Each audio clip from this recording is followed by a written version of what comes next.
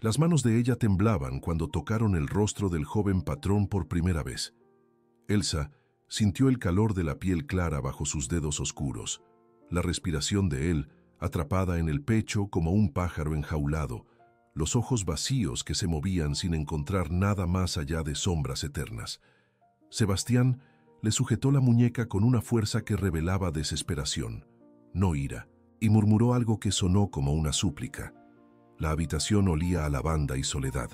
Por la ventana entreabierta, el viento de la tarde traía el perfume dulce de los cafetales en flor, pero allí dentro solo existían dos corazones latiendo en la oscuridad, buscándose el uno al otro sin saber que aquel toque cambiaría para siempre el destino de ambos. Antes de sumergirnos en esta historia, deja tu comentario con una calificación del 1 al 10 y dinos de qué ciudad nos acompañas. Que este momento traiga reflexión y emoción a tu corazón. La hacienda. El encanto se extendía por leguas y leguas de tierra roja, cubierta por el verde oscuro de los cafetales que sostenían la fortuna del barón Augusto Fernández de Córdoba. Era el año de 1885 y los vientos de la abolición ya soplaban por los pasillos de las casas grandes, trayendo susurros de cambio que los señores fingían no escuchar. La sede de la hacienda se erguía majestuosa en lo alto de una colina, con sus paredes encaladas de blanco, sus balcones de madera fina y sus ventanas importadas de Francia que reflejaban el sol de la tarde como ojos de cristal, observando el mundo con indiferencia aristocrática. Pero por detrás de aquella fachada imponente se escondía una familia marcada por la tragedia y el silencio. El barón Augusto era un hombre de 53 años, cabellos entrecanos peinados hacia atrás con rigor militar, bigote espeso que enmarcaba labios que rara vez sonreían. Sus ojos grises cargaban la dureza de quien aprendió desde temprano que el mundo pertenece a los fuertes y que la debilidad es un lujo que los hombres de posición no pueden permitirse. Había heredado la hacienda de su padre, que la había heredado de su abuelo, en una estirpe de varones que se remontaba a los tiempos en que el café comenzaba a transformar el interior de Jalisco en tierra de oportunidades y ambiciones. Augusto había ampliado el imperio familiar con mano dura, comprando tierras vecinas, invirtiendo en nuevas técnicas de cultivo, construyendo relaciones políticas que le garantizaban protección e influencia. Tenía todo lo que un hombre de su época podía desear: riqueza, poder, respeto. Todo, excepto un heredero a la altura de su nombre. Sebastián había nacido en una noche de tormenta, 22 años antes de aquella tarde en que Elsa llegó a la hacienda. El parto había sido difícil, largo, marcado por gritos que resonaban por los pasillos de la casa grande como presagios de desgracia. Isabel, la esposa del barón, era una mujer delicada, de salud frágil, que nunca se había adaptado completamente a la vida en el campo. Venía de una familia tradicional de la Ciudad de México, acostumbrada a los salones, a las tertulias, a las conversaciones refinadas sobre literatura francesa y política europea. El matrimonio con Augusto había sido arreglado, como tantos otros en aquella época, sellado por intereses comerciales y alianzas familiares. Isabel había intentado amar a su marido, había intentado encontrar alegría en aquella hacienda distante de todo lo que conocía, pero la soledad y la nostalgia fueron corroyendo su vitalidad año tras año. El embarazo llegó como una bendición tardía, después de casi una década de intentos frustrados. Isabel tenía 34 años, cuando descubrió que finalmente cargaba al heredero tan esperado. Los meses siguientes fueron de esperanza cautelosa, de preparativos silenciosos, de oraciones susurradas delante del oratorio de la habitación. Augusto mandó buscar al mejor médico de Guadalajara, preparó la habitación del bebé con muebles importados, encargó una cuna de jacarandá tallada con ángeles y flores, pero el destino, como siempre, tenía otros planes. El parto comenzó antes de tiempo, en una noche en que el cielo derramaba agua sobre la tierra como si quisiera lavar los pecados del mundo. El médico no pudo llegar a tiempo, retenido por los caminos transformados en ríos de lodo. La partera de la hacienda, una mujer negra mayor de manos sabias llamada Benita, hizo lo que pudo, Pero el bebé venía atravesado e Isabel sangraba demasiado.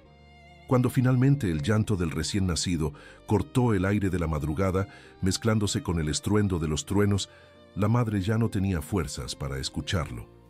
Isabel murió con los ojos fijos en el techo, sin conseguir ver el rostro del hijo por el cual había sacrificado la vida.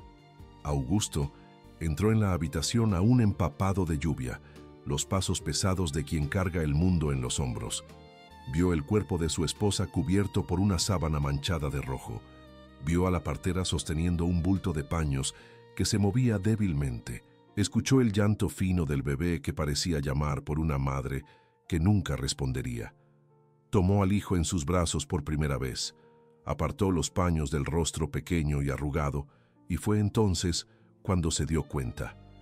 Los ojos del niño estaban abiertos, pero no miraban a ningún lado. Se movían sin foco, sin dirección, como si buscaran algo que no existía. Augusto llamó a la partera, llamó a los sirvientes, mandó encender todas las velas de la habitación. Pasó la mano delante del rostro del bebé una vez, 2 veces, 10 veces. Ninguna reacción. El heredero del varón del encanto había nacido ciego. Los años que siguieron fueron de médicos, tratamientos, esperanzas frustradas.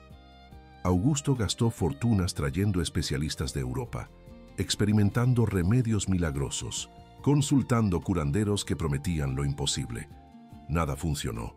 La ceguera de Sebastián era completa, absoluta, irremediable. Los médicos hablaban de nervios dañados, de malformación congénita, de misterios de la naturaleza que la ciencia aún no conseguía explicar. Algunos sugerían en voz baja que quizás fuera castigo divino, punición por algún pecado oculto que manchaba la estirpe de los Fernández de Córdoba. El varón escuchaba todo en silencio, las mandíbulas tensas, los ojos de piedra, y después volvía a sus quehaceres como si nada hubiera sucedido. Con el tiempo, Augusto aprendió a convivir con la presencia del hijo de la única manera que sabía, ignorándola. Sebastián fue criado por nanas, por profesores particulares, por sirvientes que atendían a todas sus necesidades sin jamás acercarse demasiado. El niño tenía todo lo que el dinero podía comprar: ropa fina, juguetes importados, una educación esmerada que incluía latín, francés, música, filosofía. Aprendió a leer en braille con un profesor alemán que el varón mandó buscar especialmente para eso. Desarrolló una memoria prodigiosa, capaz de retener páginas enteras de libros que le eran leídos en voz alta. Tocaba el piano con una sensibilidad que arrancaba lágrimas de los oyentes, sus dedos encontrando las teclas con precisión milimétrica, como si la música fuera el único lenguaje que su cuerpo ciego conseguía hablar sin tropiezos. Pero nada de eso importaba para Augusto. El varón veía en el hijo solo lo que él no era. No era fuerte, no era independiente, no era capaz de cabalgar por los cafetales inspeccionando la cosecha, no era capaz de negociar con compradores extranjeros mirándolos a los ojos, no era capaz de continuar la estirpe con la dignidad que el nombre exigía. Sebastián era a los ojos del padre una falla, un error de la naturaleza, una vergüenza que necesitaba ser mantenida lejos de los ojos del mundo. Por eso el joven rara vez salía de la hacienda, rara vez recibía visitas, rara vez participaba en las fiestas y reuniones que el varón organizaba para mantener sus relaciones sociales. Era como si Sebastián existiera solo en las sombras, un fantasma que habitaba los cuartos traseros de la casa grande, escuchando la vida suceder del otro lado de las paredes sin jamás poder participar en ella. Fue en ese mundo de silencio y soledad que Sebastián creció, desarrollando una sensibilidad extraordinaria para compensar la vista que le faltaba. Aprendió a reconocer a las personas por el sonido de los pasos, por la textura de la respiración, por el perfume que dejaban en el aire al pasar. Sabía cuándo iba a llover antes, incluso de que las primeras nubes aparecieran en el horizonte, sintiendo el cambio en la presión del aire, en la humedad que hacía su piel hormiguear. Conocía cada rincón de la casa grande por el tacto, cada mueble, cada escalón, cada irregularidad en el piso de madera. Se movía por los pasillos con una gracia silenciosa que asustaba a los sirvientes, apareciendo de repente en lugares donde nadie esperaba encontrarlo, como si pudiera atravesar paredes. Pero había algo más en Sebastián, algo que él jamás había revelado a nadie. Desde niño tenía sueños extraños, sueños en los que veía colores que no conocía, rostros que nunca había tocado, paisajes que su mente ciega no debería ser capaz de imaginar. Despertaba de esos sueños con el corazón acelerado, las manos agarrando las sábanas, la boca seca de una sed que no era física. A veces, cuando estaba solo en la oscuridad de la habitación, sentía presencias a su alrededor, figuras que se movían en los bordes de su percepción, voces que susurraban palabras en lenguas que él no comprendía. Al principio, creía que se estaba volviendo loco, que la soledad finalmente cobraba su precio. Con el tiempo, aprendió a aceptar esas experiencias como parte de quien era, un misterio más entre tantos que componían su existencia singular. A los 22 años, Sebastián era un hombre hecho y derecho, alto, de hombros anchos y manos elegantes de pianista. El rostro tenía la belleza aristocrática de los Fernández de Córdoba, pómulos salientes, nariz recta, labios bien dibujados que rara vez sonreían. Los ojos eran de un castaño claro que parecía dorado bajo ciertas luces, ojos que habrían sido bonitos si no fueran tan vacíos, tan perdidos en un mundo que nadie más podía ver. Usaba ropa oscura, bien cortada, que acentuaba su figura esbelta y le daban un aire de gravedad que combinaba con su temperamento reservado. Hablaba poco, pero cuando hablaba, sus palabras cargaban un peso, una precisión que revelaba una mente aguda detrás de aquella apariencia contemplativa. En aquella tarde de marzo, cuando Elsa llegó a la hacienda, Sebastián estaba sentado en el balcón trasero, el rostro vuelto hacia el jardín que no podía ver, los oídos atentos al canto de los pájaros que anunciaban el fin del día. No sabía que su vida estaba a punto de cambiar para siempre. No sabía que la mujer que descendía de la carreta en aquel momento, con sus faldas gastadas y sus ojos de tormenta, traía consigo el poder de transformar sombras en luz. Todo lo que sabía era que el viento había cambiado de dirección, trayendo un perfume desconocido, algo que olía a tierra mojada, a hierbas salvajes, a promesas que aún no tenían nombre. Y por primera vez en muchos años, Sebastián sintió algo que hacía mucho juzgaba muerto en su pecho: esperanza. Elsa bajó de la carreta con la dignidad de una reina disfrazada de esclava. Tenía 24 años, piel del color del caoba pulido, ojos grandes y profundos que parecían guardar secretos de siglos. El cuerpo era esbelto pero fuerte, moldeado por el trabajo desde la infancia, por las caminatas en el monte espeso en busca de hierbas curativas, por las noches en vela, cuidando de enfermos que la medicina de los blancos había abandonado. Usaba un vestido simple de algodón azul descolorido, los cabellos recogidos en un pañuelo blanco que dejaba escapar algunos rizos rebeldes a la altura de las sienes. En las muñecas, finas pulseras de cuentas de colores tintineaban a cada movimiento, amuletos que su madre le había enseñado a usar para protección contra los males del mundo. La historia de Elsa era una historia de pérdidas, como la de tantas mujeres de su color en aquel México de cadenas y látigos. Había nacido en las barracas de una hacienda vecina, hija de Madre Zulema, la curandera más respetada de la región, y de un hombre blanco cuyo nombre su madre jamás pronunció. Zulema era una africana de nación Angola, traída a México a un adolescente en uno de los últimos barcos negreros que cruzaron el Atlántico. Cargaba consigo los conocimientos ancestrales de su pueblo, las oraciones, los rituales, los secretos de las plantas que curan y de las que matan. Enseñó todo a su hija, transmitiendo de boca a oído la sabiduría que no podía ser escrita, que necesitaba vivir en los huesos y en la sangre para no morir. Elsa creció entre dos mundos: el mundo de los blancos, con sus reglas crueles y su hipocresía refinada, y el mundo oculto de los lugares sagrados y de los montes, donde los orishas aún bailaban en las noches de luna llena, y los muertos conversaban con los vivos a través de sueños y presagios. Aprendió a moverse entre esos mundos con la astucia de quien sabe que la supervivencia depende de la capacidad de adaptarse, de camuflarse, de mostrar una cara dócil mientras guarda en el pecho un corazón indomable. Los patrones la veían como una esclava hábil, de manos gentiles y voz tranquila, capaz de calmar caballos ariscos y niños febriles con la misma facilidad. No veían el fuego que ardía detrás de aquellos ojos serenos, no sospechaban la fuerza que se escondía bajo aquella apariencia sumisa. A los 16 años, Elsa conoció el amor por primera vez. Él se llamaba Tomás, era hijo de esclavos como ella, tenía risa fácil y sueños demasiado grandes para el mundo estrecho en que vivían. Planeaban huir juntos, seguir hacia el norte donde decían que había palenques escondidos en las sierras, comunidades de afrodescendientes libres que resistían al cautiverio hacía generaciones. Pero los sueños de los esclavos están hechos de niebla, se deshacen al primer soplo de viento. Una noche, Tomás fue vendido sin aviso, arrancado de los brazos de Elsa por hombres armados que lo arrojaron a una carreta como si fuera ganado.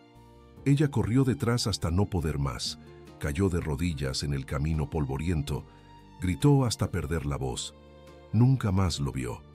Nunca supo si él sobrevivió al viaje, si encontró su palenque distante, si aún se acordaba de ella en las noches frías del monte. El dolor de aquel primer amor perdido transformó a Elsa. Donde antes había una niña soñadora, nació una mujer de hierro, decidida a nunca más entregarse por completo a nadie, a guardar su corazón en un cofre de hueso y silencio. Se dedicó enteramente a las enseñanzas de su madre, sumergiéndose en los misterios de la curación y de la magia con una intensidad que asustaba incluso a Zulema. Descubrió que tenía un don especial, una sensibilidad que iba más allá de lo común. Conseguía sentir la enfermedad en las personas antes de que los síntomas aparecieran. Veía auras de color alrededor de los cuerpos, oía voces de ancestros que le guiaban las manos durante los rituales. Era lo que los antiguos llamaban una elegida, un puente entre el mundo visible y el invisible, destinada a tareas que pocos podían comprender. Zulema murió hace 3 años, llevada por una fiebre que ni sus propios remedios consiguieron curar. En los últimos días, le sujetó la mano a su hija y le contó secretos que había guardado durante toda la vida, verdades que Elsa aún intentaba digerir. Habló de una deuda antigua, de una promesa hecha hacía mucho tiempo, de un niño que nacería ciego, pero que cargaba en sí la luz de 1000 soles. Habló de El Encanto, la hacienda vecina, y de algo que había sucedido allí en una noche de tormenta, algo que ligaba el destino de Elsa a aquella tierra de un modo que ella solo entendería cuando llegara la hora. Antes de cerrar los ojos para siempre, Zulema susurró: «Llegará el momento en que te llevarán allí. No te resistas, es tu camino. El niño te necesita, y tú lo necesitas a él para liberarte». 3 años pasaron desde aquella noche. Elsa fue vendida, comprada, vendida nuevamente, pasando de mano en mano como una mercancía cualquiera. Trabajó en casas de ciudad y haciendas del interior, siempre guardando en el pecho las palabras de su madre, esperando la señal que indicaría que el momento había llegado. Y entonces, en una mañana común de marzo, el capataz de la hacienda El Encanto apareció en el mercado de esclavos donde ella estaba siendo ofrecida. La examinó con ojos de quien evalúa ganado, hizo preguntas sobre sus habilidades, negoció el precio con la frialdad de quien compra herramientas. Cuando la carreta tomó el camino de la hacienda, Elsa sintió un calor extraño en el pecho, una certeza absoluta de que finalmente había llegado al lugar donde siempre debería estar.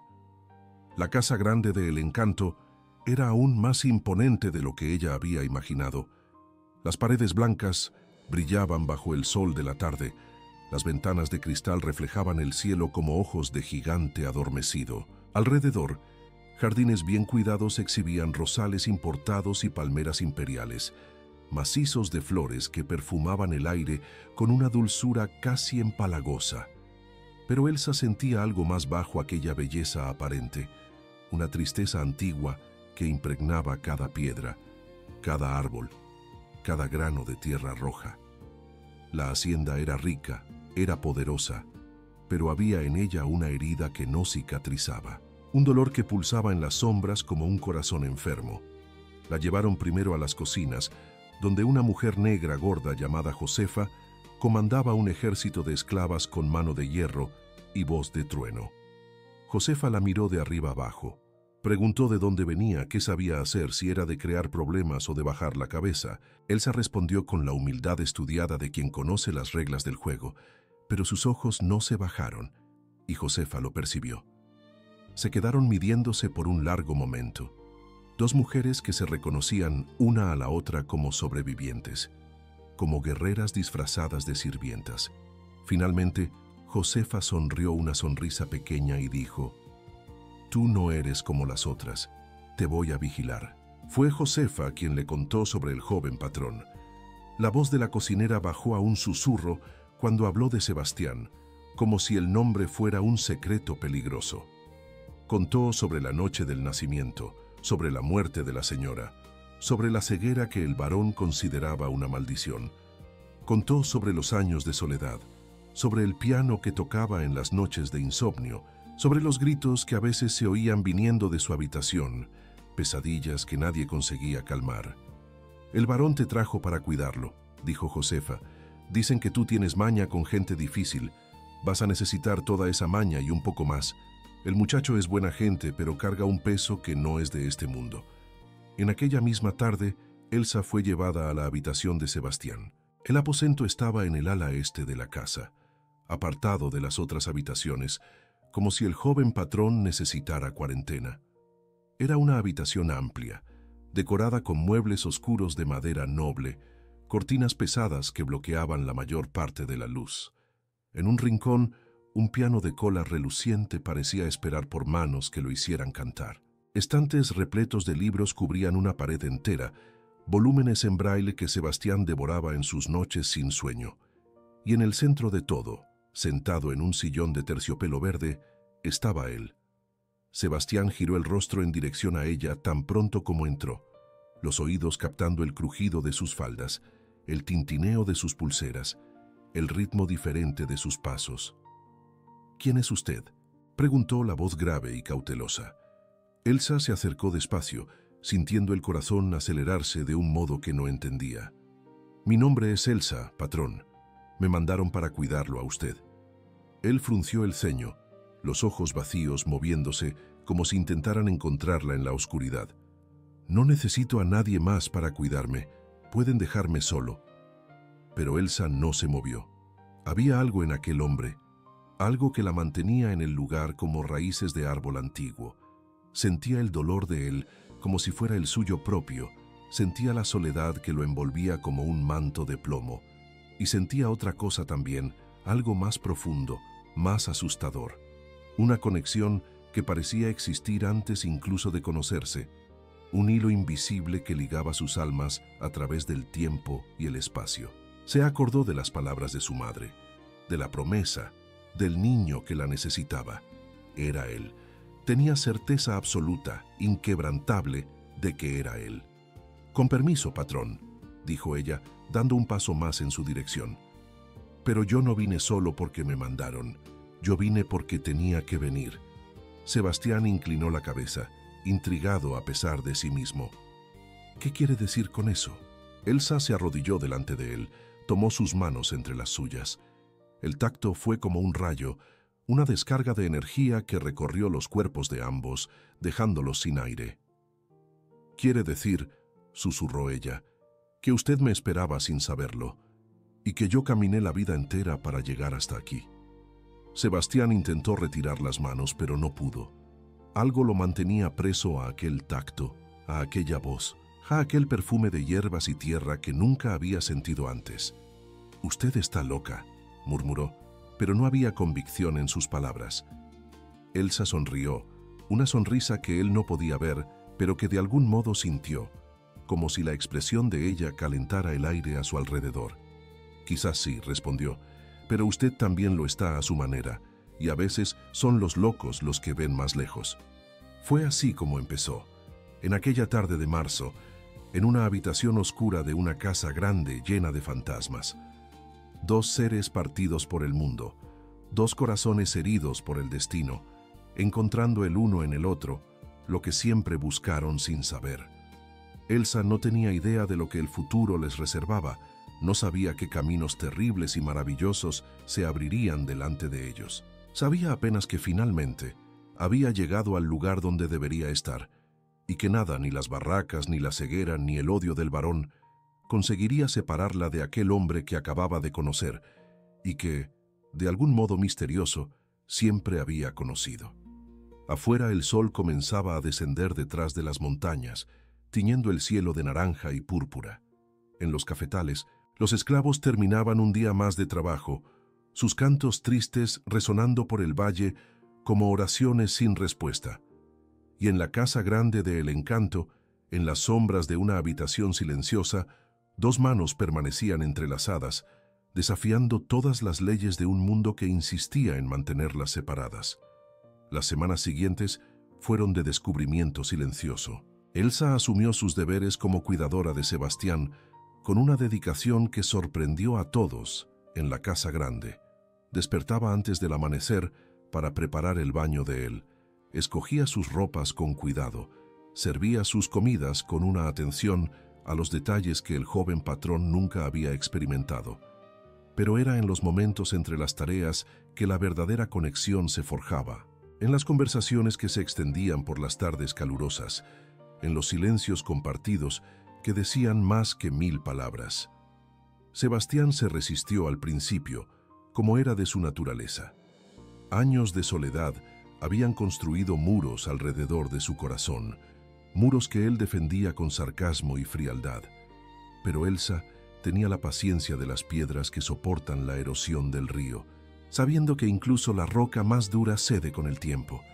No se intimidaba con sus respuestas ásperas, no se ofendía con sus silencios prolongados, simplemente permanecía allí, presente, constante, como una estrella que brilla todas las noches en el mismo punto del cielo.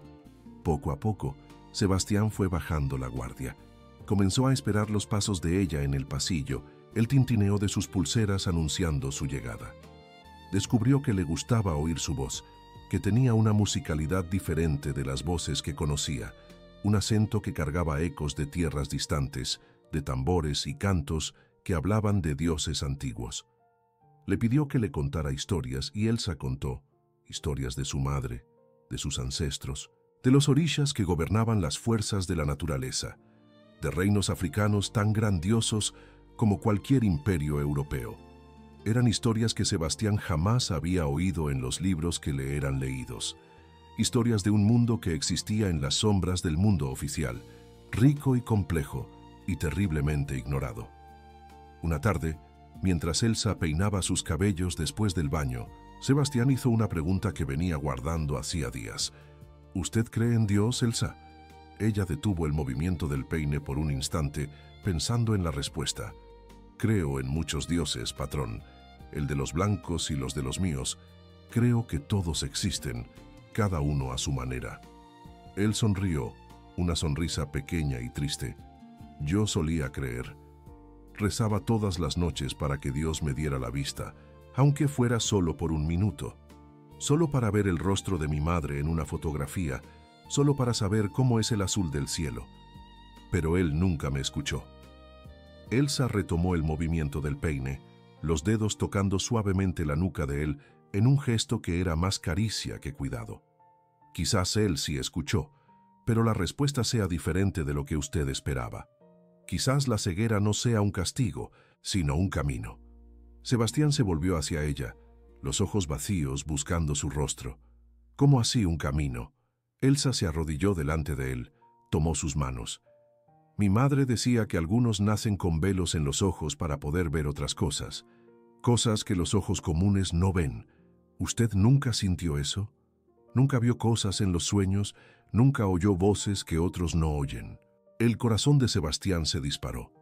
Nunca le había contado a nadie sobre sus sueños, sobre las visiones que lo asaltaban en las noches sin luna. Tenía miedo de ser considerado loco, de ser encerrado en algún manicomio como sucedía con tantos que osaban ver más allá de lo visible, pero había algo en los ojos de Elsa, algo en su voz, que lo hacía querer confiar. «¿Cómo sabe usted eso?», preguntó, la voz ronca.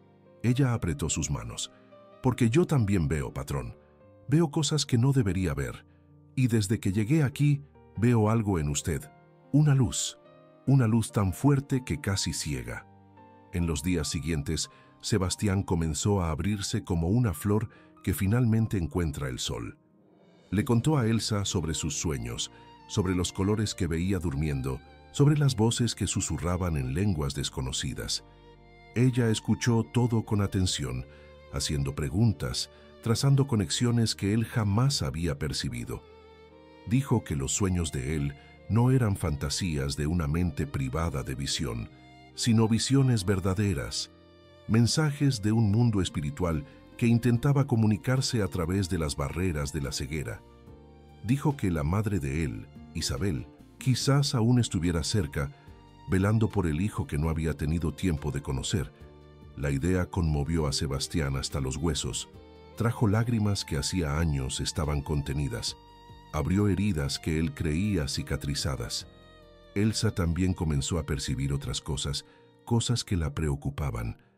La ceguera de Sebastián no era natural, no era solo un defecto de nacimiento. Había algo más, algo espiritual, una especie de maldición o amarre que bloqueaba sus ojos por dentro. Cuando tocaba su rostro durante los cuidados diarios, sentía una energía extraña, una resistencia que no debería estar allí. Era como si algo hubiera sido hecho, algún trabajo de brujería que había sellado su visión antes incluso del nacimiento. Pero ¿quién haría algo así? ¿Y por qué? Las respuestas comenzaron a surgir en sus propios sueños. Elsa soñaba con una mujer blanca de cabellos castaños, una mujer que lloraba en una habitación oscura, las manos sobre el vientre embarazado. Soñaba con otra mujer, una negra vieja de ojos penetrantes, preparando pociones y rezando en voz baja. Soñaba con el varón joven, mucho más joven que el hombre que ahora comandaba la hacienda, discutiendo furiosamente con alguien que ella no conseguía ver, y soñaba con su propia madre, Zulema, que aparecía rodeada de luz y repetía siempre las mismas palabras: «La deuda necesita ser pagada, lo que fue amarrado necesita ser desatado. Tú eres la llave, mi hija, tú siempre lo fuiste». Una noche, después de un sueño particularmente intenso, Elsa decidió investigar. Esperó a que la casa se durmiera. Los ronquidos de los sirvientes y el silencio pesado de la madrugada indicando que era seguro moverse. Salió de su petate en los cuartos de los sirvientes y caminó por los pasillos oscuros de la casa grande, guiada por un instinto que no sabía explicar. Sus pasos la llevaron hasta una puerta cerrada con llave al final de un pasillo que pocos frecuentaban. Era la antigua habitación de Isabel, mantenida cerrada desde su muerte, un santuario de dolor que el varón prohibía a cualquiera tocar. La cerradura cedió fácilmente bajo sus manos, como si estuviera esperando por ella. Elsa entró, el corazón latiéndole fuerte, los sentidos alertas para cualquier peligro.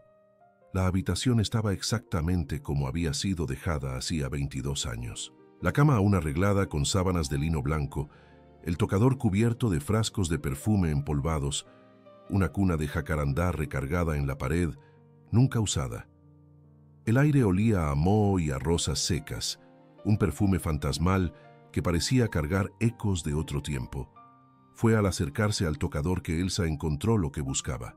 Escondido detrás de una hilera de frascos había un pequeño baúl de madera tallada. Dentro de él, cartas amarillentas, un medallón con una foto descolorida y algo que hizo que su sangre se helara en las venas. Una muñeca de trapo negro, cosida de forma tosca, con alfileres clavados en los ojos. Elsa reconoció el trabajo. Era un hechizo de ceguera, un amarre poderoso hecho para sellar la visión de alguien antes incluso del nacimiento. ¿Pero quién habría hecho eso? ¿Quién odiaba tanto al hijo de Isabel como para condenarlo a la oscuridad eterna? Las cartas proporcionaron parte de la respuesta. Eran cartas de amor, intercambiadas entre Isabel y un hombre que no era el varón. Cartas apasionadas, llenas de promesas y planes de fuga, de una vida lejos de aquella hacienda y de aquel matrimonio sin amor. El hombre firmaba solo con las iniciales A, L. pero por el contenido de las cartas quedaba claro que era alguien cercano, alguien que frecuentaba la casa, quizás un vecino o un empleado de confianza. La última carta era diferente de las otras, más corta, más desesperada. Isabel había descubierto el embarazo y tenía miedo. Miedo del marido, miedo del escándalo, miedo del futuro. L. Prometía resolver todo. Prometía que huirían juntos tan pronto como el bebé naciera. Pero algo salió mal. Las cartas terminaban allí, sin explicación, sin desenlace. Elsa guardó todo de nuevo en el baúl, la mente dándole vueltas con las implicaciones de lo que había descubierto. Si el hijo de Isabel no era hijo del varón, si había otra persona detrás de aquel embarazo, entonces todo lo que creía saber sobre Sebastián estaba equivocado. Y la muñeca con alfileres en los ojos. ¿Quién tendría interés en cegar a un niño que aún no nacía? ¿Alguien que sabía de la traición? ¿Alguien que quería castigar a Isabel a través del hijo? ¿O sería el propio varón que había descubierto la verdad y había decidido vengarse de un modo terrible? Volvió a los cuartos de los sirvientes con el corazón pesado, cargando secretos que no sabía cómo revelar. Sebastián dormía en su habitación en la casa grande, soñando quizás con colores que nunca había visto, sin imaginar que su cuidadora acababa de descubrir verdades que podrían destruir todo lo que él conocía sobre sí mismo. Elsa se acostó en su petate, los ojos abiertos en la oscuridad, pensando en qué hacer. Si contaba la verdad, podría liberar a Sebastián, pero también podría devastarlo. Si mantenía silencio, estaría perpetuando una mentira que lo mantenía prisionero de la ceguera. La voz de su madre resonó en su memoria. Lo que fue amarrado necesita ser desatado. Elsa cerró los ojos y tomó una decisión. Encontraría una manera de deshacer aquel hechizo, de devolver a Sebastián la visión que le había sido robada. No sabía aún cómo, no sabía si era posible, pero sabía que era para eso que había venido a aquella hacienda, para eso que había nacido con los dones que tenía. El niño ciego había esperado toda la vida, incluso sin saberlo, y ella había caminado toda la vida para llegar hasta él. Era hora de cumplir su destino. Afuera, la primera luz del amanecer comenzaba a pintar el horizonte de tonos de rosa y oro. Un nuevo día nacía sobre el encanto, trayendo consigo la promesa de revelaciones que cambiarían para siempre el destino de aquella casa y de todos los que en ella vivían. El amor no pide permiso, no respeta fronteras de color o clase, no se doblega a las convenciones de una sociedad que insiste en separar a los que nacieron, para mandar de los que nacieron para servir. El amor simplemente sucede, como la lluvia que cae o el sol que nace, fuerza de la naturaleza que ninguna ley humana consigue detener. Fue así entre Elsa y Sebastián, un amor que creció en las sombras de lo imposible, alimentado por conversaciones robadas y toques accidentales, por miradas que uno no podía ver y el otro no osaba descifrar. Sucedió en una noche de junio, cuando el frío del invierno jalisciense invadía las habitaciones de la casa grande a través de las rendijas de las ventanas.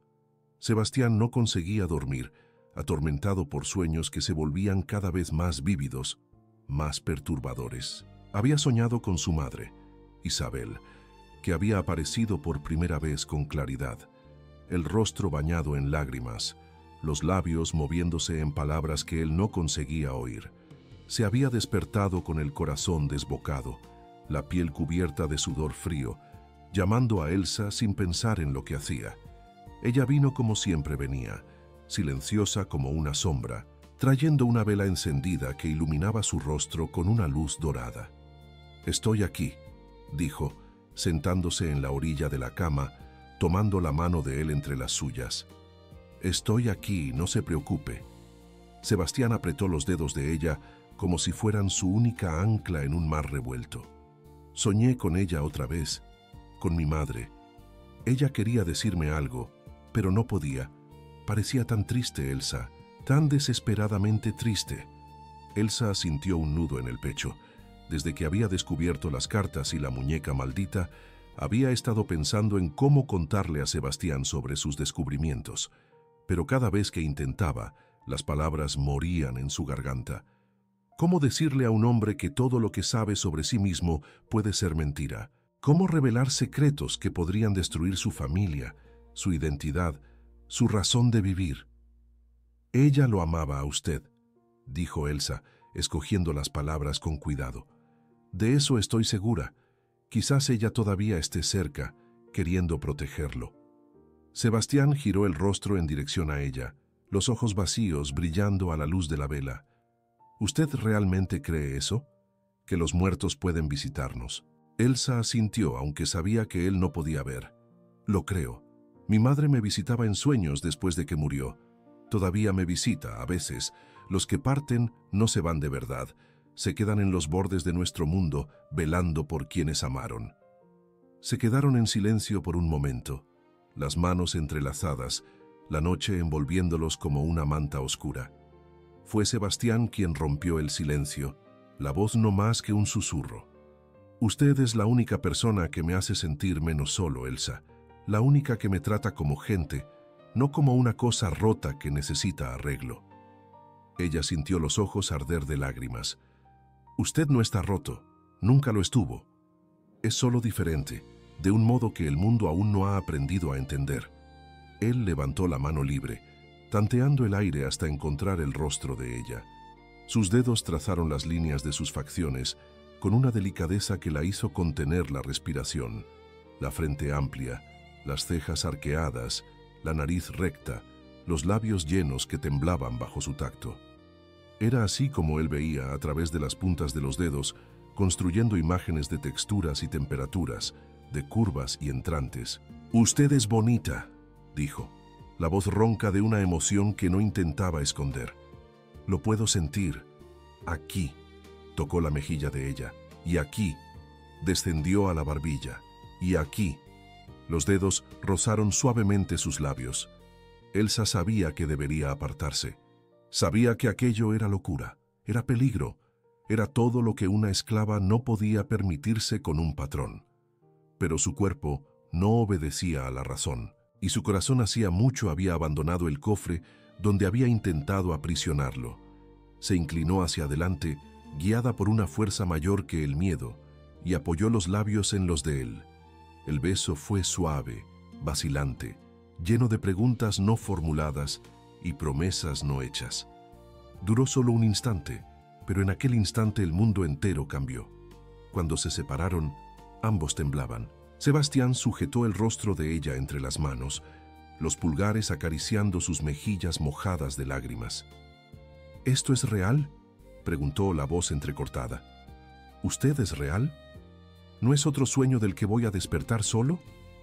Elsa rió, una risa mezclada con llanto. Soy real y usted también. Esto que sentimos es la cosa más real que he conocido.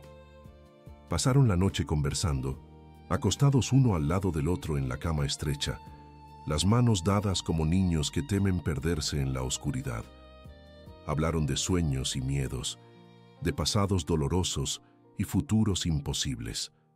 Sebastián contó sobre la ausencia del padre, sobre la soledad que lo corroía por dentro, sobre el deseo de ser visto como más que su ceguera. Elsa contó sobre Tomás, el primer amor arrancado de sus brazos, sobre la promesa que se había hecho a sí misma de nunca más entregarse.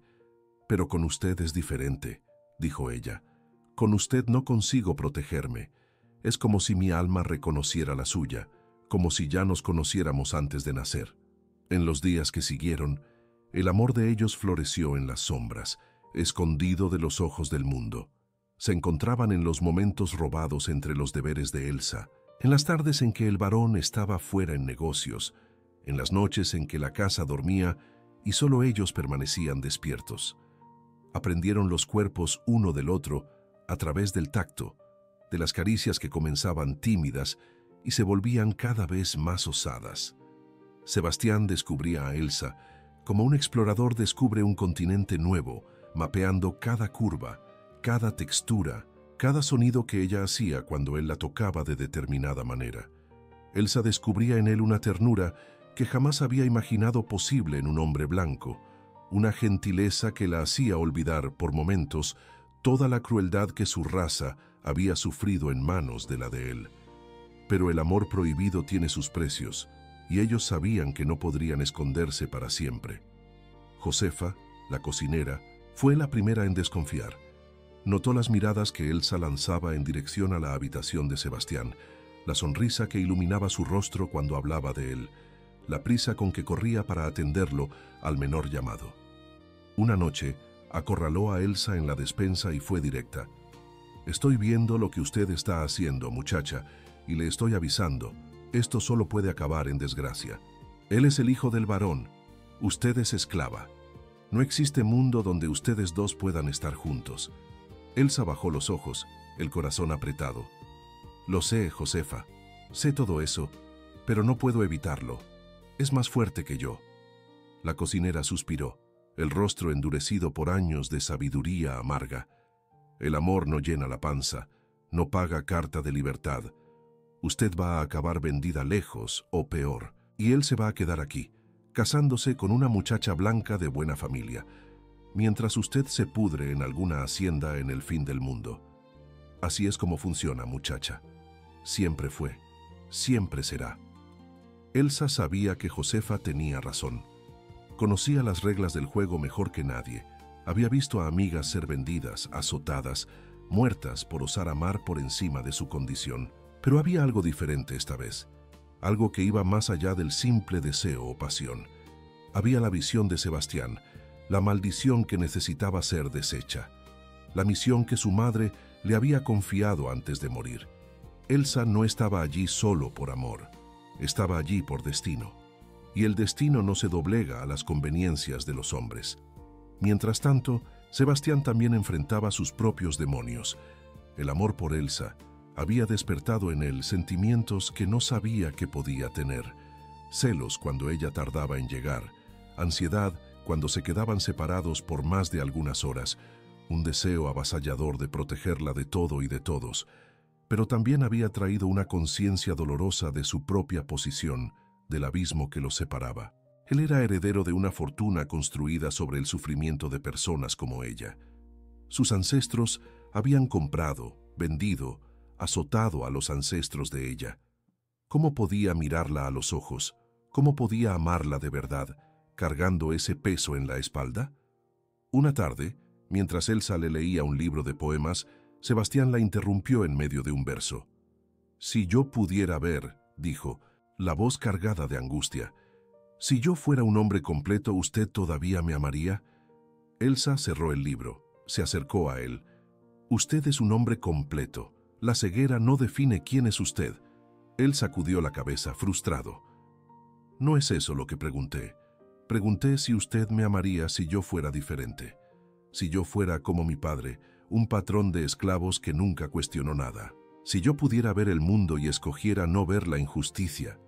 Ella pensó por un momento antes de responder. «No sé. Creo que no sería el mismo hombre. Es su dolor lo que lo hizo gentil. Es su oscuridad lo que lo hizo sensible a la oscuridad de los demás. Quizás si pudiera ver, usted se volvería ciego de otro modo, del modo en que los hombres de poder suelen ser». Él sonrió, triste. «¿Entonces mi ceguera es una bendición disfrazada?» Elsa tomó su mano. «Todo dolor puede ser transformado en sabiduría. Depende de lo que hagamos con él». En aquella noche, Elsa tomó una decisión. Era hora de contarle a Sebastián sobre sus descubrimientos, sobre la maldición que le había robado la visión, sobre los secretos que había encontrado en la habitación de su madre. Era hora de intentar deshacer el hechizo, de darle a él la oportunidad de elegir quién quería ser con ojos abiertos. Era un riesgo enorme, ella lo sabía. Si fallaba, podría matarlo. Si lo conseguía, podría perderlo para siempre, porque un hombre que ve quizás no quisiera más amar en las sombras, pero el amor verdadero no se esconde de la verdad, y Elsa amaba a Sebastián demasiado como para mantenerlo prisionero de una mentira. La luna estaba llena aquella noche de agosto, derramando su luz plateada sobre los cafetales de El Encanto como una bendición silenciosa. Elsa esperó hasta la hora más oscura, aquella que los antiguos llamaban hora de los espíritus, cuando los vivos duermen más profundamente y los muertos caminan más libremente. Entonces fue a buscar a Sebastián, guiándolo por los pasillos silenciosos de la casa grande, descendiendo por los jardines traseros, entrando en el monte espeso que rodeaba la hacienda como un mar verde de sombras. Caminaron por casi una hora, Elsa al frente abriendo camino, Sebastián justo detrás sujetando su mano, sus otros sentidos agudizados captando cada sonido, cada olor, cada variación en el terreno bajo sus pies. El monte era un mundo aparte, lleno de ruidos nocturnos que serían aterradores para quien no los conociera. El ulular de los búhos, el crujido de animales en el follaje, el susurro del viento en las copas de los árboles. Para Sebastián, era como entrar en uno de sus sueños, un lugar donde la realidad común no se aplicaba. Finalmente, llegaron a un claro que Elsa había descubierto semanas antes, un círculo perfecto de tierra batida, rodeado por árboles centenarios cuyas raíces se entrelazaban como dedos de gigantes adormecidos. En el centro del claro había una piedra achatada que parecía un altar natural cubierta de musgo y líquenes. Elsa guió a Sebastián hasta esa piedra, hizo que él se acostara de espaldas, el rostro vuelto hacia el cielo estrellado que no podía ver. ¿Va a doler?, preguntó él, la voz temblando ligeramente. Elsa se arrodilló a su lado, acarició su rostro. No lo sé. Quizás. Pero estaré aquí todo el tiempo. No lo voy a dejar solo. Él tomó la mano de ella, la llevó a sus labios. Si muero esta noche, quiero que sepa. Usted fue lo mejor que me ha pasado en la vida. Valió la pena haber nacido ciego, si fue el precio para encontrarla.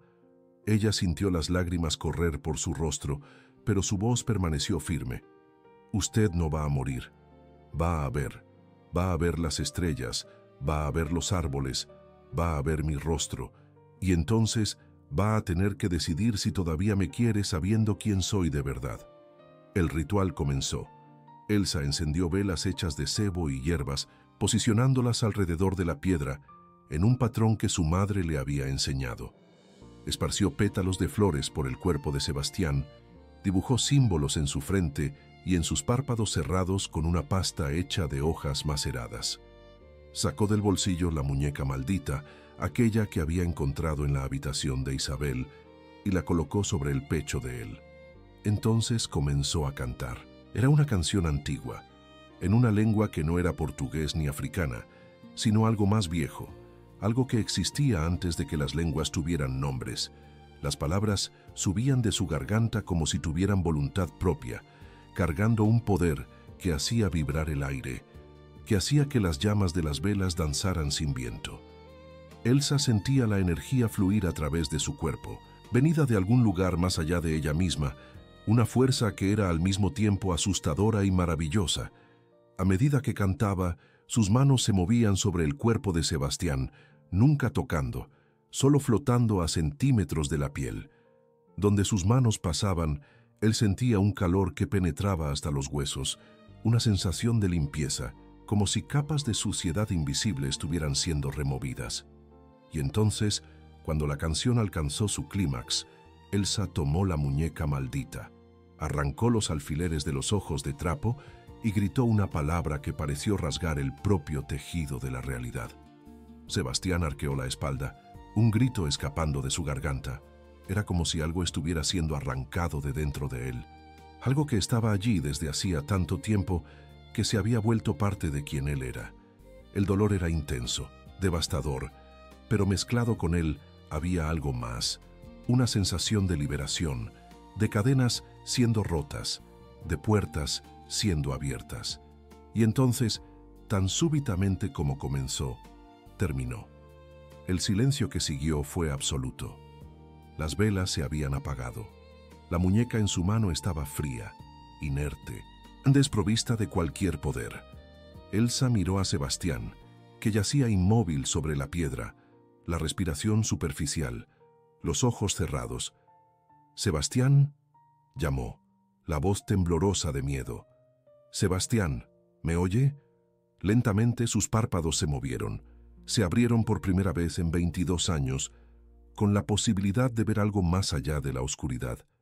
Y lo que Sebastián vio, en aquel momento sagrado, Fue el rostro de Elsa recortado contra un cielo de 1000 estrellas, las lágrimas brillando en sus mejillas como diamantes, los ojos llenos de un amor tan inmenso que casi dolía de mirar.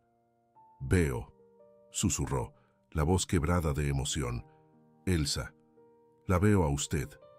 El amanecer que siguió fue el primero que Sebastián presenció en toda su vida. Se quedaron en el claro hasta que las primeras luces del sol comenzaron a filtrarse a través de las copas de los árboles, tiñendo el mundo de tonos de dorado y rosa que parecían salidos de un sueño.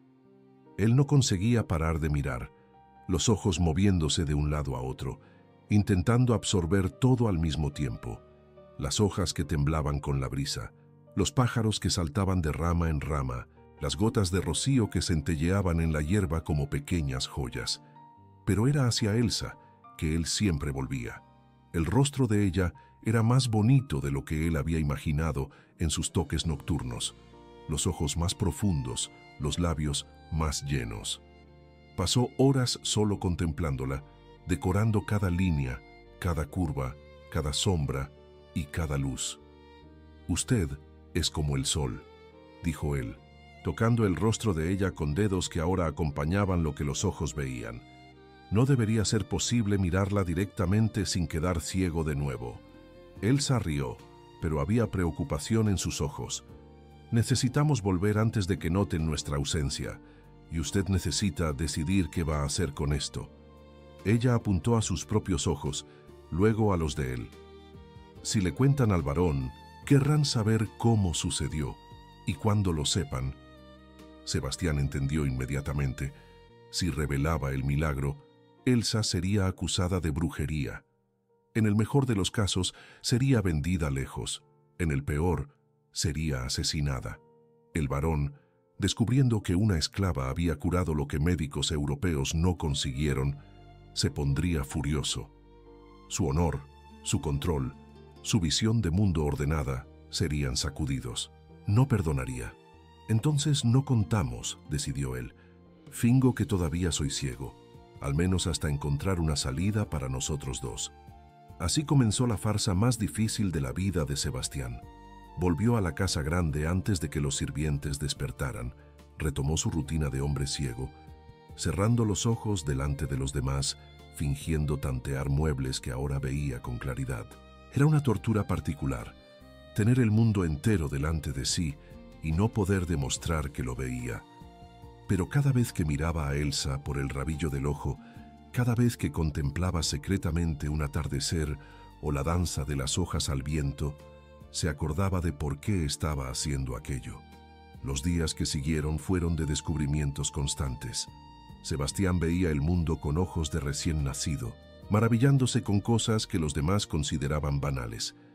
El color azul del cielo, que él conocía solo como concepto abstracto, se reveló tan vasto y profundo que casi lo hizo llorar. El verde de los cafetales, el rojo de la tierra, el blanco de las paredes de la casa grande. Todo era nuevo, todo era milagro. Pasaba horas en la habitación, mirando por la ventana que antes era solo una fuente de calor y corrientes de aire, ahora transformada en marco para un cuadro infinito de bellezas. Pero junto con las bellezas vino la conciencia. Sebastián vio por primera vez el rostro de su padre, el varón Augusto, y encontró en él una dureza que antes solo sentía. Vio los ojos grises que nunca lo miraban directamente, la mandíbula tensa de quien carga resentimientos antiguos, las manos gruesas, acostumbradas a dar órdenes sin esperar cuestionamientos. Vio también a los sirvientes, a los esclavos que trabajaban en la casa y en los campos, y percibió con un choque nauseabundo que nunca los había conocido realmente. Eran personas, cada uno con un rostro único, una historia propia, sueños y miedos que él nunca se había dado el trabajo de imaginar. Una mañana, escondido detrás de una cortina, vio al capataz azotar a un esclavo que había derribado una cesta de café. Los gritos del hombre, el chasquido del látigo, la sangre que manchaba la espalda oscura, todo era terrible, pero lo peor era la indiferencia de los que asistían. El varón observaba de lejos, los brazos cruzados, el rostro impasible como si estuviera viendo a alguien podar un rosal. Los otros esclavos asistían con la cabeza baja, rostros vacíos de expresión, entrenados para no demostrar la revuelta que ciertamente sentían. Y Sebastián entendió, con una claridad devastadora, que aquello era el cimiento sobre el cual toda la riqueza de su familia estaba construida. En aquella noche no consiguió dormir. Se quedó sentado en la oscuridad de la habitación, los ojos que ahora veían fijos en un punto cualquiera de la pared, la mente dándole vueltas con las implicaciones de lo que había presenciado. Cuando Elsa vino, lo encontró pálido, las manos temblando. «Vi», dijo él, la voz ronca, «vi lo que hacen con ustedes. Siempre lo supe, claro, sabía que existían azotes y cadenas, pero nunca había visto, nunca había mirado a los ojos de un hombre mientras el látigo rasgaba su espalda. Nunca había visto la indiferencia en el rostro de quien manda hacer eso». Elsa se sentó a su lado, tomó sus manos. «Bienvenido a mi mundo, patrón. El mundo que siempre existió del otro lado de las paredes que usted habitaba». Él la miró a los ojos, algo rompiéndose dentro de él. «¿Cómo consigue no odiarme? Yo soy parte de esto. Mi familia, mi sangre, todo lo que tengo vino del sufrimiento de su pueblo. ¿Cómo puede amarme sabiendo eso?» Elsa pensó por un momento antes de responder. «Odiar cansa, Sebastián. Pasé años odiando cuando era más joven.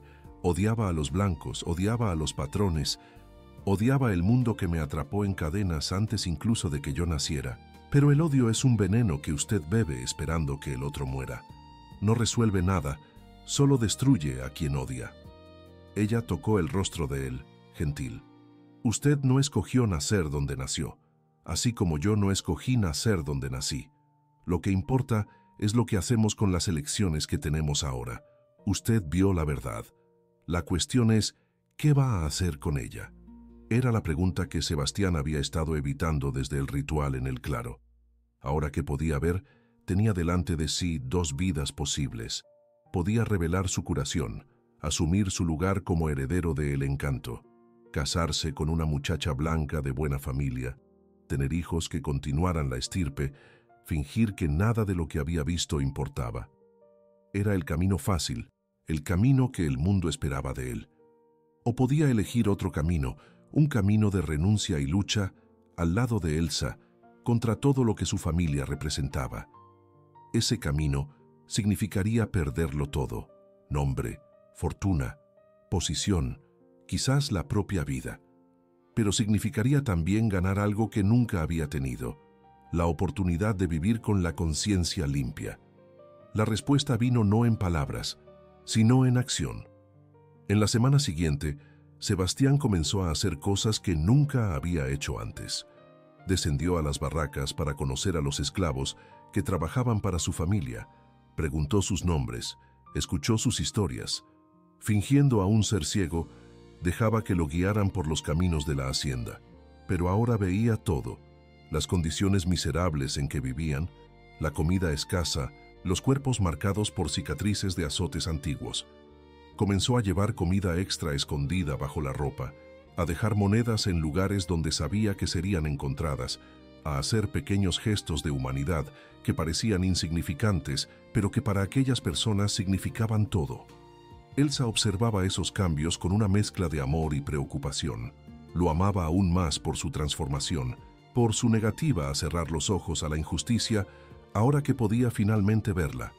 Pero temía por lo que aquello podría traer. El varón no era hombre de tolerar subversiones, incluso venidas de su propio hijo. Si descubría lo que Sebastián estaba haciendo, si sospechaba que el muchacho no era tan ciego como fingía ser, las consecuencias serían terribles para ambos. Una tarde, mientras caminaban por los jardines bajo la excusa de Elsa de guiar al joven patrón ciego en sus paseos, Sebastián se detuvo delante de un rosal florido. Los ojos, que deberían estar cerrados, estaban fijos en los pétalos rojos que brillaban bajo el sol. «Necesito contarle una cosa», dijo él bajando la voz. «He pensado mucho desde aquella noche en el monte, sobre quién soy, sobre quién quiero ser, y he decidido». Elsa contuvo la respiración. «¿Decidió qué?». Él se volvió hacia ella, los ojos castaño dorados encontrando los de ella con una intensidad que la hizo temblar. Voy a liberarla, Elsa. Voy a encontrar una manera de conseguir su carta de libertad. Y cuando usted sea libre, nos iremos de aquí, juntos, a donde nadie nos conozca, donde podamos empezar de nuevo. Ella sintió las lágrimas subir a sus ojos. ¿Usted haría eso? ¿Renunciaría a todo esto por mí? Él sonrió, la primera sonrisa verdadera que ella veía en su rostro iluminado. No estoy renunciando a nada. Estoy finalmente ganando todo lo que importa. Pero el destino, como siempre, tenía otros planes. Mientras hacían promesas de futuro en aquel jardín soleado, una sombra los observaba desde una ventana de la casa grande. Una sombra de ojos grises y mandíbula tensa, que había oído cada palabra de aquella conversación susurrada. El barón Augusto Fernández de Córdoba descubrió finalmente lo que su hijo estaba escondiendo. Y la furia que nació en su pecho en aquel momento era solo el comienzo de la tormenta que estaba por venir. La confrontación llegó aquella misma noche, cuando la casa grande dormía y solo las velas del despacho del barón aún ardían. Sebastián fue convocado por un sirviente de rostro serio, llevado por los pasillos oscuros hasta la puerta de roble detrás de la cual el padre lo esperaba. Fingió aún ser ciego al entrar, los ojos entrecerrados, las manos tanteando el aire en busca de muebles imaginarios, pero sabía por algún instinto que la nueva visión había agudizado, que la farsa estaba llegando a su fin. El barón Augusto estaba sentado detrás de su escritorio, un vaso de coñac en la mano, los ojos de acero fijos en el hijo que atravesaba el aposento con pasos vacilantes. El despacho era un templo de poder masculino, estantes repletos de libros encuadernados en cuero, mapas de las propiedades de la familia enmarcados en las paredes, una chimenea donde brasas aún crepitaban, proyectando sombras danzantes sobre el rostro del hombre que allí reinaba como un dios cruel.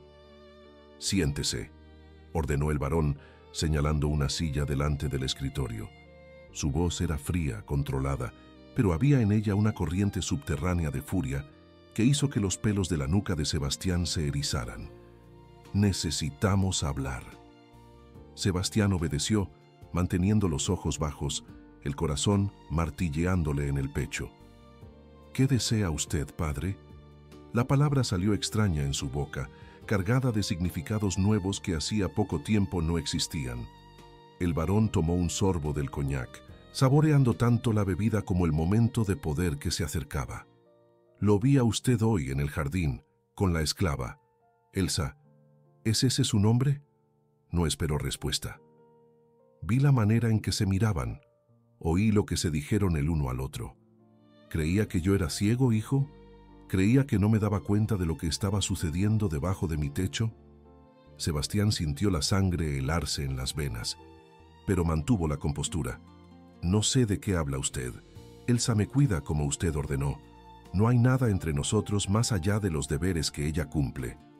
El barón rió, una risa seca y sin humor. «No me tome por idiota». Vi sus ojos, Sebastián. Estaban abiertos, mirándola a ella como si ella fuera la cosa más preciosa del mundo. «Usted ya no está ciego, ¿verdad?» El silencio que siguió fue respuesta suficiente. Sebastián levantó la cabeza, abrió los ojos por completo por primera vez delante de su padre, sosteniendo su mirada con una valentía que no sabía poseer. «No, ya no estoy ciego.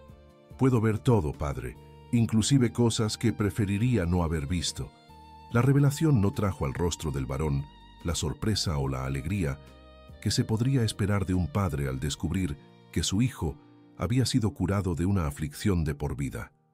En su lugar, sus rasgos se endurecieron aún más, una máscara de sospecha y desconfianza formándose en sus facciones. ¿Cómo es posible? Los mejores médicos de Europa dijeron que su ceguera era incurable. ¿Quién hizo esto? La pregunta era una acusación disfrazada, cargada de sobreentendidos peligrosos. Sebastián dudó solo un segundo antes de mentir. «No lo sé. Desperté una mañana y podía ver. Quizás fue un milagro divino. Quizás los médicos estaban equivocados desde el principio». Pero el varón no era hombre de creer en milagros, y su mente ya trabajaba en las conexiones obvias. la llegada de Elsa, la transformación gradual del hijo, los rumores que circulaban sobre curanderas negras y sus poderes diabólicos.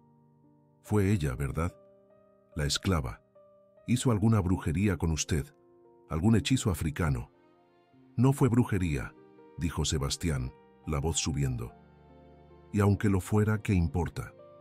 Puedo ver, padre. Por primera vez en la vida, puedo ver el mundo. Usted no debería estar feliz. El varón golpeó la mano en la mesa, haciendo que el vaso de coñac se derramara. ¿Feliz? ¿Cómo puedo estar feliz sabiendo que mi hijo fue seducido por una esclava, que se está arrastrando a los pies de una mujer negra como un perro sin dueño? ¿Usted olvidó quién es Sebastián? ¿Olvidó la sangre que corre en sus venas? La mención a la sangre despertó algo en Sebastián, un recuerdo de las cartas que Elsa había encontrado, de las verdades no dichas que planeaban sobre aquella familia. Sangre, repitió él, la voz asumiendo un tono peligroso. Ya que hablamos de sangre, padre, quizás sea hora de discutir algunas verdades que usted ha estado escondiendo. Sobre mi madre, sobre un hombre de iniciales AL, sobre quién es realmente mi padre. El cambio en el rostro del varón fue instantáneo y revelador. El color huyó de sus mejillas. Los ojos se abrieron por una fracción de segundo antes de retomar su expresión de piedra. ¿Dónde oyó usted eso?, preguntó, la voz peligrosamente baja. ¿Qué mentiras le han estado contando? Sebastián sostuvo la mirada. No son mentiras. Son cartas, cartas de amor entre mi madre y otro hombre. Cartas que usted debe haber encontrado también en algún momento. Cartas que quizás expliquen por qué siempre me miró con tanto desprecio. El silencio que siguió estuvo cargado de décadas de secretos no dichos. El varón se levantó, caminó hasta la chimenea, se quedó de espaldas al hijo por un largo momento. Cuando habló nuevamente, su voz había perdido parte de la dureza, sustituida por algo que casi parecía cansancio. ¿Usted quiere saber la verdad? La verdad es que su madre era débil y tonta, ilusionada por un hombre que no valía nada. Cuando descubrí las cartas, ya era demasiado tarde. Ella ya estaba embarazada y yo necesitaba decidir qué hacer. Se volvió para encarar a Sebastián, los ojos brillando a la luz de las brasas. Podría haberme divorciado, expuesto la vergüenza de ella para que el mundo la viera. Pero eso significaría destruir mi propia reputación, admitir que fui tomado por idiota por una mujer. Entonces hice lo que necesitaba ser hecho. Mantuve el matrimonio, esperé el nacimiento del bebé, planeé criarlo como mi propio hijo. Al fin y al cabo nadie necesitaba saber la verdad. Pero entonces yo nací ciego, dijo Sebastián, comprendiendo finalmente. Y usted vio en eso una confirmación de que yo no era suyo, una punición por el pecado de mi madre. El varón asintió lentamente. Dios lo marcó a usted con la ceguera para que todos supieran que algo andaba mal. Cada vez que miraba sus ojos vacíos, veía la traición de ella mirándome de vuelta. ¿Cómo podría perdonar eso? ¿Cómo podría amar a un niño que era la prueba viva de mi humillación? Sebastián sintió un dolor agudo en el pecho, pero no era más el dolor del rechazo que lo había acompañado toda la vida. Era algo diferente, más parecido a pena. Pena de aquel hombre que había pasado décadas aprisionado en su propio odio, incapaz de ver más allá de su herida narcisista. ¿Y el hombre?, preguntó. El AL de las cartas. ¿Quién era él? ¿Qué le sucedió? El varón sonrió una sonrisa amarga. Alberto Luna. Era mi contador, ¿cree usted? Hombre de confianza. Frecuentaba mi casa, comía en mi mesa. Cuando descubrí la traición, lo despedí. Dije que si aparecía nuevamente en mis tierras, sería un hombre muerto. ¿Y lo fue?, insistió Sebastián. ¿Usted lo mató? El varón volvió a sentarse, súbitamente envejecido. No, no soy asesino. Lo despedí y nunca más lo vi. Supe que murió algunos años después de fiebre en alguna ciudad del interior. Una muerte miserable para un hombre miserable. Se quedó en silencio por un momento, entonces añadió, pero me vengué de otro modo. Compré una esclava de una hacienda vecina, una hija de curandera que decían tener poderes. Pagué una fortuna por ella. Quería que hiciera un trabajo para mí. Sebastián sintió un escalofrío recorrer su espalda. ¿Qué tipo de trabajo? El varón lo miró a los ojos y por primera vez había algo más allá de frialdad en su mirada. Una culpa antigua, enterrada bajo capas de justificaciones. Un trabajo para garantizar que el hijo de Isabel nunca viera la luz del día, que naciera marcado, como prueba del pecado de su madre. La esclava hizo lo que pedí, recibió su pago y fue vendida al día siguiente. Nunca más la vi. La revelación golpeó a Sebastián como un puñetazo en el estómago. Usted mandó cegarme. Antes incluso de que yo naciera, usted mandó a una curandera a maldecirme. El varón desvió la mirada. Yo estaba enojado. Su madre estaba muriendo en el parto y todo lo que yo conseguía pensar era que ella estaba muriendo para dar vida al hijo de otro hombre. Tomé una decisión en el calor del momento. Una decisión de la que me arrepiento todos los días desde entonces, pero que no puedo deshacer. Sebastián se levantó, las piernas temblando. No puede deshacer. La curandera que usted pagó para maldecirme era la madre de Elsa, la mujer que la entrenó en todo lo que sabe. Y ahora Elsa deshizo lo que su madre hizo. No por venganza, no por odio, sino por amor. Ella me devolvió la visión que usted me robó. La ironía de la situación planeó en el aire entre ellos, pesada como plomo. El varón se quedó en silencio, el rostro impenetrable. Finalmente habló. Entonces fue ella. La hija completó el círculo. Miró a Sebastián con algo que casi parecía respeto. ¿Y ahora? ¿Qué pretende hacer con estas verdades? ¿Va a denunciarme? ¿Destruir el nombre de la familia para vengarse? Sebastián pensó por un momento. La ira todavía quemaba en su pecho, pero había algo más fuerte que la ira. La certeza de que necesitaba elegir quién quería ser. No quiero venganza, padre. La venganza no me devuelve los años que perdí. No borra el sufrimiento que me causé a mí y a tantos otros. Lo que quiero es la libertad. La mía y la de Elsa. Quiero su carta de libertad y quiero irme de aquí para no volver nunca más. El varón estudió el rostro del hijo por un largo momento. ¿Y si me niego? Si mando azotar a esa esclava y venderla al fin del mundo. Sebastián sostuvo su mirada sin pestañear. Entonces tendré que encontrar otra manera, pero prefiero que sea así, padre. Prefiero que usted me deje partir en paz, sin más dolor, sin más mentiras. Usted me debe esto. Me debe 22 años de oscuridad. El silencio se extendió entre ellos, padre e hijo midiéndose como adversarios que finalmente se reconocen como iguales. Entonces, lentamente, el varón asintió. Está bien, tendrá su carta de libertad y puede irse a donde quiera con quien quiera, pero sepa que a partir del momento en que atraviese aquel portón dejará de ser mi hijo. No tendrá derecho a la herencia, no podrá usar el nombre Fernández de Córdoba. No será más nada aparte de un hombre común, perdido en un mundo que no conoce. Sebastián sonrió. Una sonrisa triste pero genuina. Eso, padre, es todo lo que siempre quise ser. Los días que siguieron fueron de preparativos silenciosos y tensión creciente. El varón cumplió su palabra.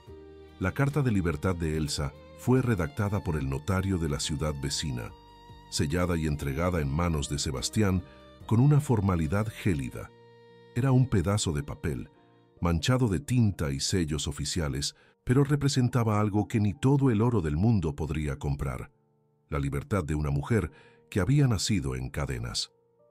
Cuando Sebastián colocó el documento en las manos de Elsa, en aquella noche fría de septiembre, ella se quedó mirando las palabras por un largo momento, las lágrimas resbalando silenciosas por su rostro.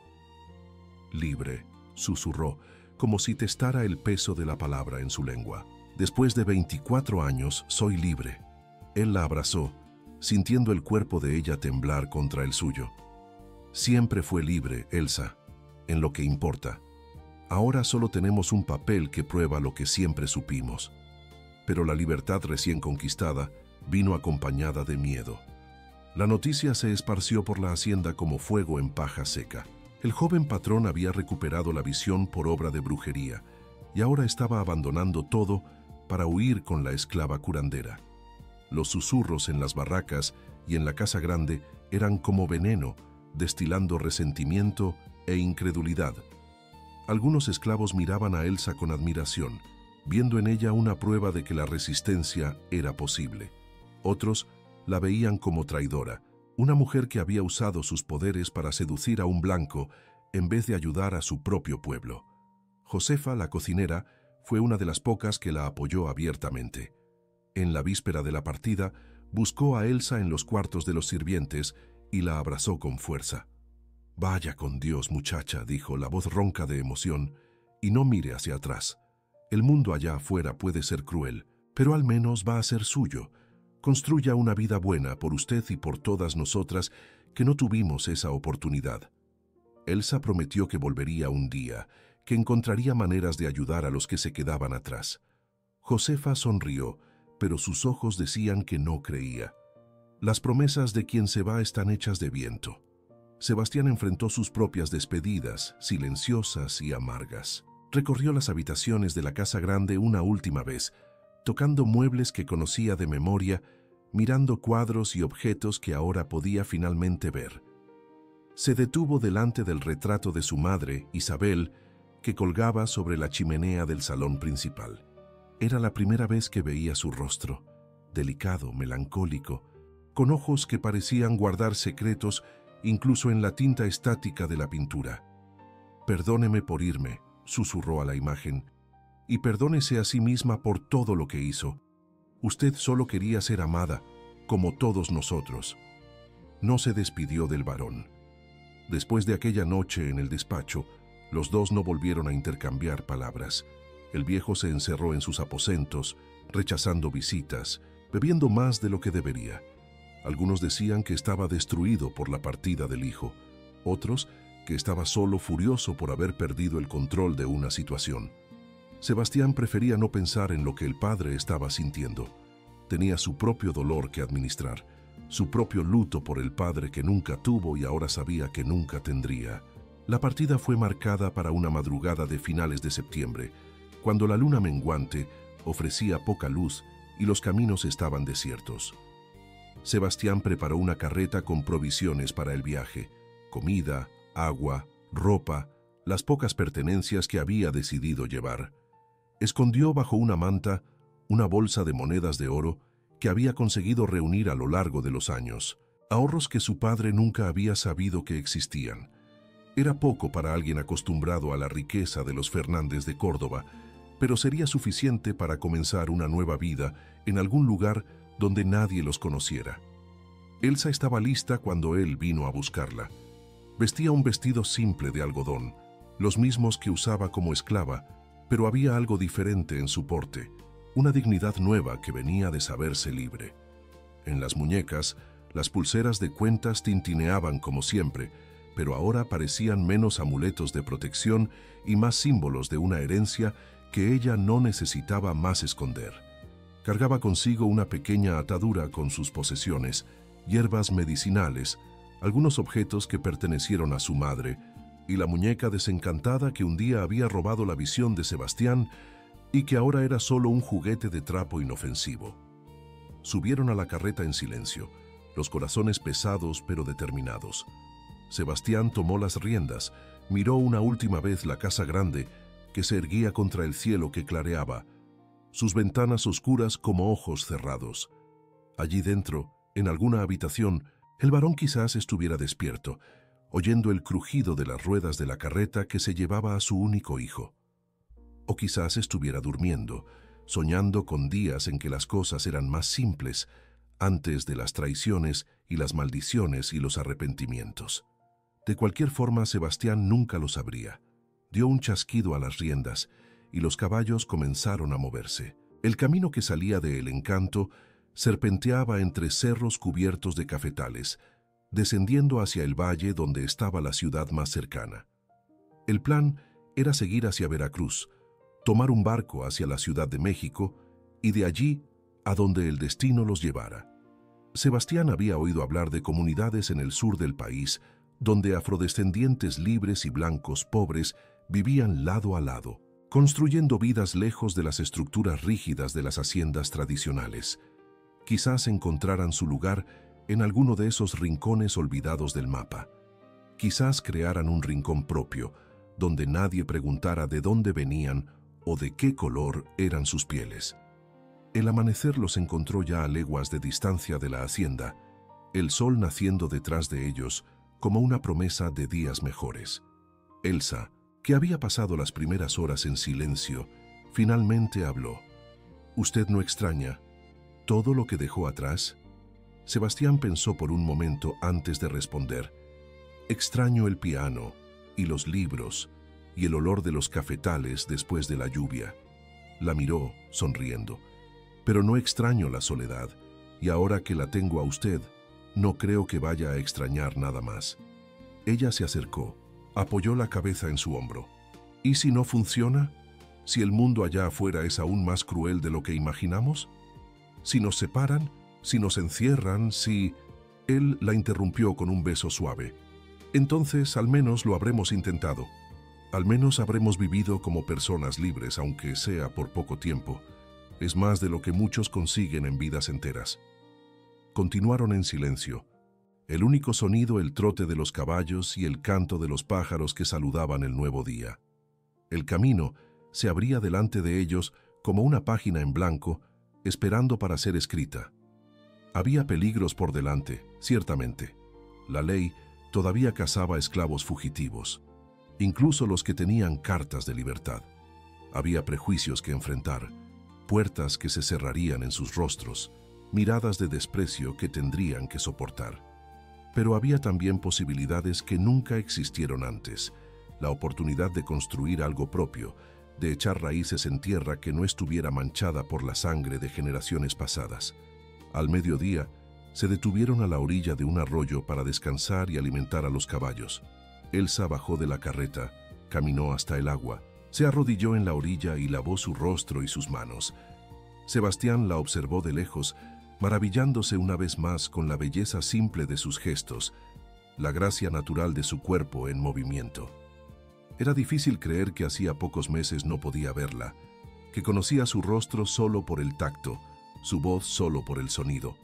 Ahora tenía todo delante de sí, en colores que sus sueños jamás imaginaron, y la realidad superaba cualquier fantasía. Se acercó a ella, se sentó a su lado en la hierba. «¿Usted cree que su madre estaría orgullosa?», preguntó. «¿De lo que usted hizo? ¿De lo que estamos haciendo ahora?». Elsa se quedó en silencio por un momento, los ojos fijos en el agua corriente. «Creo que sí. Ella siempre dijo que mi destino era mayor que las paredes de unas barracas. Ella sabía que yo vendría a El Encanto, sabía que lo encontraría a usted, sabía que el círculo necesitaba ser cerrado». Lo miró, los ojos brillando. Ella se equivocó una vez, cuando aceptó el dinero de su padre para hacer aquel hechizo. Cargó esa culpa hasta el fin de la vida, pero creo que sabía que yo tendría la oportunidad de arreglar las cosas, de transformar la maldición en bendición. Sebastián sujetó su mano. «Usted transformó, no solo mi ceguera en visión, sino todo mi mundo en algo que vale la pena vivir. No sé lo que el futuro nos reserva, Elsa, pero sé que, mientras estemos juntos, no tengo miedo». Ella sonrió, aquella sonrisa que él ahora podía ver y que iluminaba el mundo a su alrededor como un segundo sol. «Yo tampoco, Sebastián, yo tampoco». Retomaron el camino cuando el sol comenzó a declinar, las sombras alargándose sobre los campos dorados de fin de verano. Al frente, las montañas de la Sierra Madre Oriental se erguían como centinelas guardando el paso hacia la costa, hacia los barcos que los llevarían a tierras desconocidas, hacia un futuro que aún estaba por escribir. Detrás, cada vez más distante, quedaba El Encanto con sus secretos y sus sombras, un capítulo cerrado en un libro que aún tenía muchas páginas en blanco. Y mientras la carreta seguía adelante, llevando consigo dos corazones unidos por la más improbable de las historias, el viento parecía susurrar palabras de aliento, promesas de que el amor, cuando es verdadero, siempre encuentra su camino, incluso a través de las más densas oscuridades.